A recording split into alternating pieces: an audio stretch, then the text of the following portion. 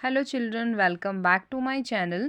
Today I am going to explain you class 5th story. The name of the story is Bamboo Curry. Bamboo means होता है एक बांस का पेड़, आपने देखा होगा ग्रीन ग्रीन कलर का होता है ना, उसकी स्टेम भी ग्रीन होती है। एंड करी, करी मीन्स होता है ग्रेवी।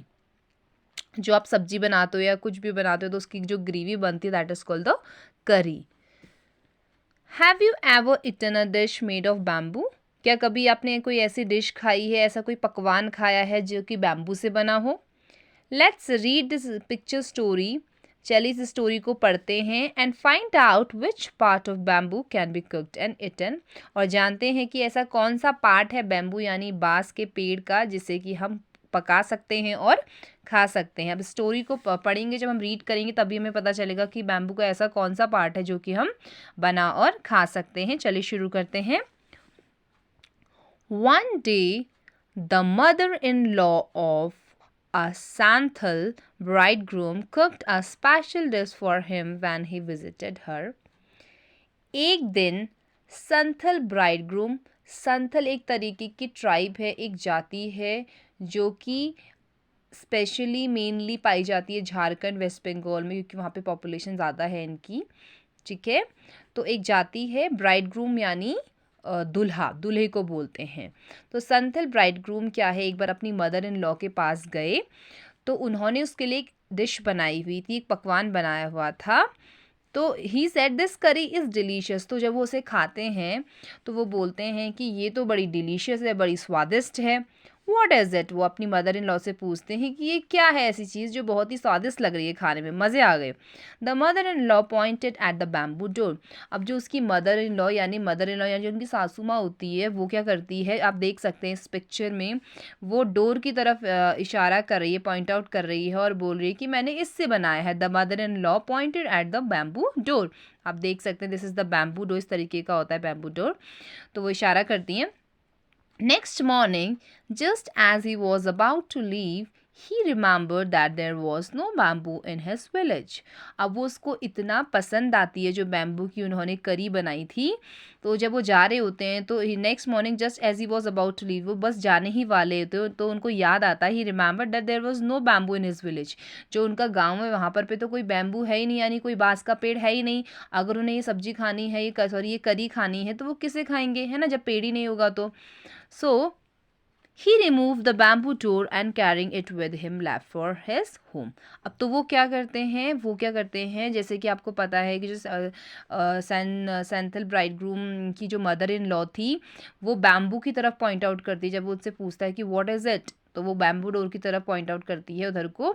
तो उसे लगता है कि इसी से उन्होंने ये सब्जी बनाई है, तो वो क्या करता है, सो ही रिमूव द बैम्बू डोर, और वो क्या करता है बैम्बू डोर को रिमूव तोड़ के वहाँ से ले जा लेता है। Carrying it with him left for his home, बिना किसी को बताए वहाँ से वो उसको निकालते हैं। आप देख सकते हैं इस पिक्चर में, देख सकते हैं कि मैंने डोर निकाला और वो ले जा रहा है, ठीक है, bamboo door. So on reaching his village he told his wife, जब वो अपने गांव पहुंचता ही टोल्ड हिज वाइफ, अपनी वाइफ से कहता है मेक करी विद दिस बैम्बू डोर। वो अपनी वाइफ से बोलता है कि चलो इसकी क्या है, ये बैम्बू जो डोर है इसकी क्या बनाओ, करी बनाओ, ग्रेवी बनाओ, ठीक है। She was shocked. How can I make curry out of a bamboo door? वो बड़ी शॉक हो जाती है, बड़ी सरप्राइज हो जाती है कि कैसे मैं इसका ये बैम्बू डोर की सब्जी बनाऊँ, क्योंकि आपको पता है जो बैम्बू का जो बांस का पेड़ होता है उसकी जो स्टेम होती है वो बड़ी ठोस होती है, मजबूत होती है, वो ऐसे नहीं टूट सकती, ठीक है। तो वो बड़ी शॉक्ड हो जाती है कि मैं इसका कैसे बनाऊँ। Come I will help you by chopping up the bamboo, he said. अब जो उसका हस्बैंड होता है वो बोलता है कि मैं चॉप कर देता हूँ, मैं काट देता हूँ, तुम इसको क्या करो, इसे पका देना, ठीक है। तो पहले वो उसको बॉईल वगैरह करते हैं। His wife boiled it and boiled it, कि वो ना इजीली चॉप हो जाए। तो his wife boiled it and boiled it later when her husband tested if he said. अच्छा, उसके हस्बैंड ने उसको सबसे पहले उसको चॉप किया, देन उसकी वाइफ ने उसको बॉईल किया। His wife boiled it and boiled it, कि वो क्या है सॉफ्ट हो जाए, बट वो नहीं हो पाए क्योंकि जो बांस का पेड़ होता है वो बड़ा हार्ड होता है, ठीक है। So his wife boiled it and boiled it later when her husband tasted it, he said it's too hard to eat. उसके जब हस्बैंड उसे खाता है तो वो बोलता है ये तो बड़ा हार्ड है, इसे तो मैं नहीं खा सकता। You don't know how to cook. उसको बड़ा गुस्सा आता है क्योंकि उसे लगता है कि उसकी वाइफ ने उसे सही से नहीं बना रखा है। तो वो उससे बोलता है you don't know how to cook, तुम्हें पता नहीं है कि इसे कैसे खाना है। His wife added more water and boiled it and boiled it. तो उसकी वाइफ उसे वहाँ से ले जाती है और दोबारा पानी में उसे और पकाती है और पकाती है, ठीक है। देन जब वो उसको दोबारा परोसती है, उसके हस्बैंड कहते हैं इट्स स्टिल टू हार्ड, ये फिर भी क्या है, बहुत ही हार्ड हो रहा है, इसे मैं नहीं खा सकता, आई कांट ईट इट, मैं इसे नहीं खा सकता। Then in laws came to visit the young couple that evening. उसी शाम को जो उनकी मदर इन लॉ है वो इस इवनिंग वहाँ आती है। They all laughed at his foolishness. सभी दोनों जो जो उसकी सास होती है, जो उनकी वाइफ होती है, वो दोनों उस पर हंसती है ना। क्यों हंसती हैं? उसकी फुलिशनेस पे, उसकी बेवकूफ़ी, उसकी मूर्खता पे। क्योंकि the mother in law said, mother in law बताती हैं, didn't you know that the करी was made of bamboo shoot.